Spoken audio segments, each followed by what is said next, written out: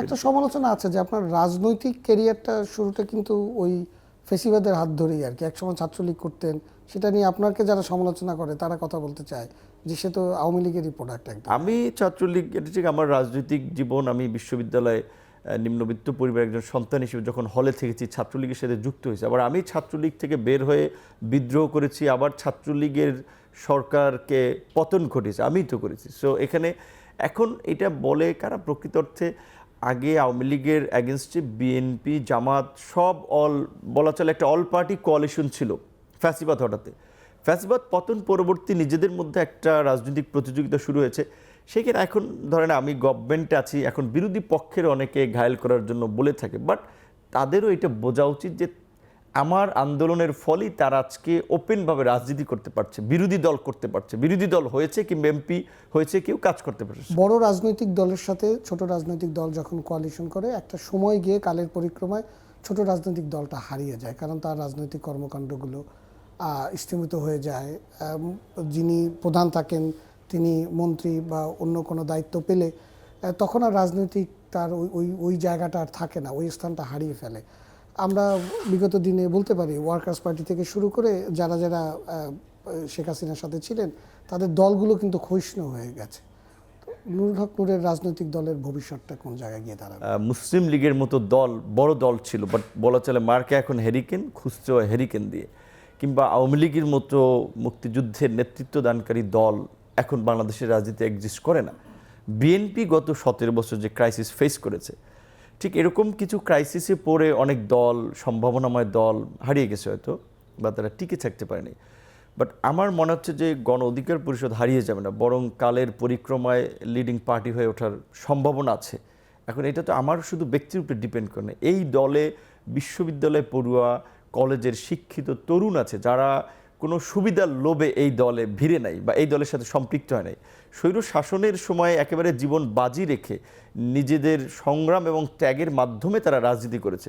সুতরাং তারা কোনো লোভ বা প্রলোভনে পরে রাজনীতি করে কোনো দলে যুক্ত হয়নি। সেই দিক থেকে আমার বিশ্বাস যে তারা যদি টিকে থাকতে পারে অনেক দূর এগিয়ে যাবে, এবং বাংলাদেশের রাজনীতিতে বা উপমহাদেশের রাজনীতিতে আমরা দেখি যে যে সংকটগুলো তৈরি হয়, বাংলাদেশের ইতিহাস যদি দেখেন 52 ভাষা আন্দোলন থেকে 69-এ একটা গণ অভ্যুত্থান হয়েছে, 69, 70, 71 মুক্তিযুদ্ধ 2-3 বছরের মাথায়, আবার 71 মুক্তিযুদ্ধ থেকে 90-এর স্বৈরাচার বিরোধী আন্দোলন, একটা সামরিক স্বৈর শাসনের বিরুদ্ধে দীর্ঘ 8 বছর লড়াই, সেখান থেকে আবার 2008 সালে 111, উইদিন ফিউ ইয়ার্স, আবার তার কয়েক বছরের মাথায় 24-এর গণ অভ্যুত্থান। সুতরাং রাজনীতিতে এই সংকট বারবার দেখা যায় এবং বাংলাদেশে আগামীতেও রাজনৈতিক সংকট তৈরি হতে পারে। সেখানে গণ অধিকার পরিষদের মতো ডেডিকেটেড পরীক্ষিত দলের নেতা কর্মীরা যদি নিজেদেরকে এই সময়ের সাথে খাপ খাইয়ে টিকে থাকতে পারে, তারা সামনে ভালো কিছু করতে পারবে। আপনার দলেরই সাধারণ সম্পাদক যখন দল থেকে পদত্যাগ করে গিয়ে বিএনপি থেকে নির্বাচন করলেন, সেটা আপনার দলের জন্য একটা বড় ধাক্কা হয়ে আসতো না? বা দলের যে অবস্থানটা, দলকে দল হিসেবে তৈরি করাটা, সেটা একটা ধাক্কা হয়ে আসতো না? দলটা ক্ষয়িষ্ণু হয়ে যাচ্ছে না? এইটা আমাদের একটা আলাপ আলোচনার মাধ্যমেই সিদ্ধান্তটা ছিল, কারণ বাংলাদেশের মানুষ দীর্ঘদিন ধরে ট্র্যাডিশনাল ওয়েতে আসলে তারা নৌকা ধানের শীষে ভোট দিয়েছে। মাননীয় প্রধানমন্ত্রীর পক্ষ থেকেও অন্য শীর্ষ নেতারাও বলেছিল ধানের শীষ নিয়ে নির্বাচন করুক।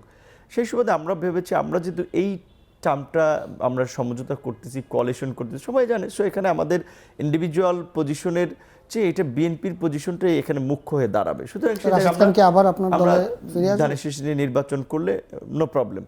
এখনো আলাপ আলোচনা আছে, তিনি যে কোনো সময় দলে অ্যাক্টিভ হতে পারেন। অ্যাক্টিভ হলে তখন আবার তিনি কি? অবশ্যই রাশেদ খান, আমরা একসাথে রাজনীতি করেছি, আমার পরিচয় রাজনৈতিক অবস্থান এই দলের কারণে আমাদের অবস্থান তৈরি হয়েছে, তার অবস্থান এই দল এবং দল তাকে তৈরি করেছে, সে দলের অ্যাসেট। সুতরাং সে একটা পরিস্থিতির কারণে আমরা শীর্ষ নেতৃত্ব আলোচনা করার একটা কারণ হলো যে আপনাদের মতো দলগুলো থাকা দরকার, কিন্তু যদি ক্ষমতায় বিলীন হয়ে যায় তখন দেশের গণতন্ত্রটা শেষ পর্যন্ত একটা হুমকির মুখে পড়ে। এখানে যদি ধরেন বিএনপি এখন পাওয়ার পার্টি, তার এগেনস্টে যদি একটা বিরোধী দল শক্তভাবে না দাঁড়াতে পারে, তাহলে তো আওয়ামী লীগ অটোমেটিক্যালি কামব্যাক করবে। আর প্রকৃত অর্থে এখানে জামাতের মতো কোনো ধর্মভিত্তিক দল তো কখনোই এখানে মেইন স্ট্রিম পার্টি হওয়ার সুযোগ এবং ইন্টারন্যাশনাল অ্যাকসেপ্টেন্সি পাবে না। সেই জায়গা থেকে একটা লিবারেল পার্টি গড়ে উঠতে হবে। আবার এনসিপির এখন একটা নতুন দল আছে, তারা একটা সংগ্রাম করলে, সংগ্রামের মধ্য দিয়ে টিকে থাকলে বোঝা যাবে যে তাদের রাজনৈতিক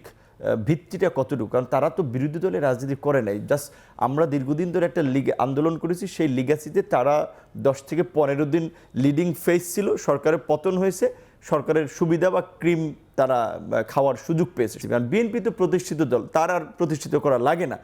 জামাতকে যেই লেভেলে প্রায়োরিটি দেওয়া হয়েছে, জামাত ওই লেভেলের দল না, কারণ জামাত তো এখন বলছে বিএনপিকে তারা, সেটা জামাত সবসময় তো বিএনপিকে ভর করে বেঁচেছিল, তাই না? জামাত তো বিএনপির ধানের শীর্ষ নির্বাচন করেছে, বিএনপি সবসময় জোট ছিল। জামাত তো কখনো এই দেশে বিগ পার্টি হয় নাই।